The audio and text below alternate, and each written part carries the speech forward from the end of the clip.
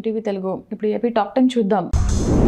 శ్రీకాళహస్తీశ్వర దేవస్థాన ఆలయంలో గురుదక్షిణమూర్తికి విశేష అభిషేకం జరిగింది. ఈ సందర్భంగా కలస్థాపన, గణపతి పూజ, పుణ్యవచనం, కలశ పూజలు నిర్వహించారు. అనంతరం పాలు, పెరుగు, తేనె, సుగంధ ద్రవ్యాలతో గురుదక్షిణమూర్తికి అభిషేకం చేశారు. ఈ విశేష అభిషేకంలో భక్తులు పెద్ద సంఖ్యలో పాల్గొన్నారు.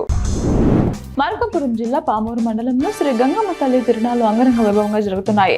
రాత్రి దేవస్థాన నిర్వాహకులు మహిళల కోలాటం నృత్యం ఏర్పాటు చేశారు. సాంప్రదాయ కోలాటం నృత్యం వచ్చిన భక్తులను ఎంతగానో ఆకట్టుకుంది. ఈ కోలాటం తిరునాళ్లలో ప్రత్యేక ఆకర్షణగా నిలిచింది. భక్తులు పెద్ద ఎత్తున తరలివచ్చి దర్శనం చేసుకున్నారు. స్వచ్ఛ భారత్ కార్యక్రమంలో భాగంగా ఎర్రగొండపాలెం టీడీపీ ఇన్ఛార్జ్ గూడూరు ఎరిక్షన్ బాబు, నాయకులు, పంచాయతీ కార్యదర్శులు శ్రామికులతో కలిసి ఎర్రగొండపాలెంలోని స్టేట్ బ్యాంక్ వీధిలో చీపురుపట్టి వీధులను శుభ్రం చేశారు. పల్లె పరిశుభ్రత అందరి బాధ్యత అని ఆయన పిలుపునిచ్చారు. ఈ కార్యక్రమంలో ఎంపీడీఓ కూటమి నాయకులు కూడా పాల్గొన్నారు. వైఎస్ఆర్ జిల్లా కేంద్రంలో ఉదయం నుంచి అండర్ 14, అండర్ 16 క్రీడా పోటీలు ప్రారంభమయ్యాయి. క్రికెట్ అసోసియేషన్ ఆఫ్ వైఎస్ఆర్ జిల్లా ఆధ్వర్యంలో జరుగుతున్న ఈ పోటీలకు జిల్లాలోని వివిధ ప్రాంతాల నుంచి వందలాది మంది క్రీడాకారులు హాజరయ్యారు. అయితే క్రీడాకారుల తల్లిదండ్రులు గంటల తరబడి వేచి ఉండాల్సి రావడంతో పాటు కూర్చోవడానికి కనీసం కుర్చీలు కూడా ఏర్పాటు చేయకపోవడంతో తీవ్ర ఇబ్బందులు ఎదుర్కొన్నారు. సౌకర్యాలు లేని క్రీడాకారుల తల్లులకు మరింత కష్టంగా మారింది. ఆలగడ్డ పట్టణ సిఐ నాగరాజురావు శిల్ప కళాకారుల యాజమాన్యులు క్రేన్ డ్రైవర్లతో సమావేశం నిర్వహించారు. భారీ రాళ్లతో క్రేన్లు రోడ్లపై ఇష్టానుసారంగా తిరగడం వల్ల ప్రమాదాలు జరుగుతున్నాయని ఆయన ఆగ్రహం వ్యక్తం చేశారు.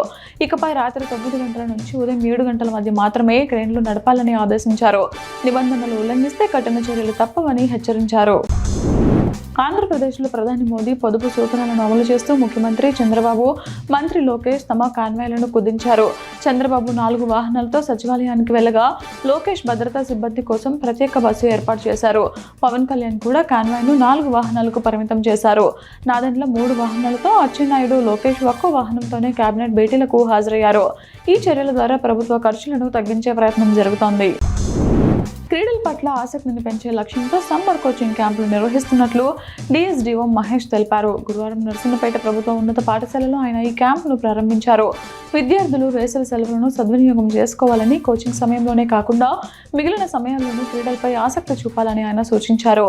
ఈ కార్యక్రమంలో పీఈటీలు పాల్గొన్నారు. కర్నూలులో కాంగ్రెస్ పార్టీ యువజన విభాగం ఆధ్వర్యంలో నిరసన కార్యక్రమం జరిగింది.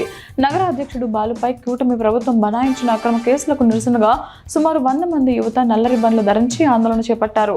కూటమి అక్రమ కేసులకు భయపడమని ఈ సందర్భంగా వారు తెలియజేశారు. ఈ నిరసనకు యువజన విభాగం రాష్ట్ర అధికార ప్రతినిధి చిదెళ్ల కిషన్, నగర కార్పొరేషన్ అధ్యక్షులు సుంకర్ సందీప్, నగర నియోజకవర్గ అధ్యక్షులు యస్థాని, జిల్లా నాయకులు రోషన్, గుడి శివ తదితరులు నాయకత్వం వహించారు. నెల్లూరు నగర పరిధిలోని కిసాన్ నగర్ సమీపంలో ప్రశాంతి నగర్లో కాలువ పోరంబోకు స్థలంలో ఏర్పాటు చేసిన బీజేపీ కార్యాలయాన్ని నిబంధనల మేరకు తొలగించినట్లు కమిషనర్ నందన్ తెలిపారు. ప్రజా సమస్యల పరిష్కార వేదికలో వచ్చిన ఫిర్యాదుపై సర్వే చేసి నివేదిక ఆధారంగా ఈ కంటైనర్ను తొలగించామని ఆయన మీడియాతో అన్నారు. తాము ప్రభుత్వ ఉద్యోగులమని, ఏ పార్టీకో మతానికో అంటగట్టడం సరికాదని, దమ్ము చూపించేందుకు రాలేదని ఆయన స్పష్టం చేశారు. వర్క్ ఫ్రం హోం సంస్కృతి ఇకపై శాశ్వతంగా కొనసాగుతుందని సీఎం చంద్రబాబు నాయుడు వెల్లడించారు. ప్రభుత్వ రంగంలో కూడా దీనిని అమలు చేయాలని భావిస్తున్నట్లు తెలిపారు. ప్రధానమంత్రి నరేంద్ర మోదీ సూచించిన పొదుపు చర్యలకు మద్దతు తెలుపుతూ ప్రజలు 8 సూత్రాల అజెండాను పాటించాలని విజ్ఞప్తి చేశారు. రాష్ట్ర ప్రభుత్వం కూడా 1 లేదా 2 రోజుల్లో తన సొంత కార్యాచరణ ప్రణాళికలను ప్రకటిస్తుందని, వృధా ఖర్చులను కట్టడి చేయాలని సూచించారు.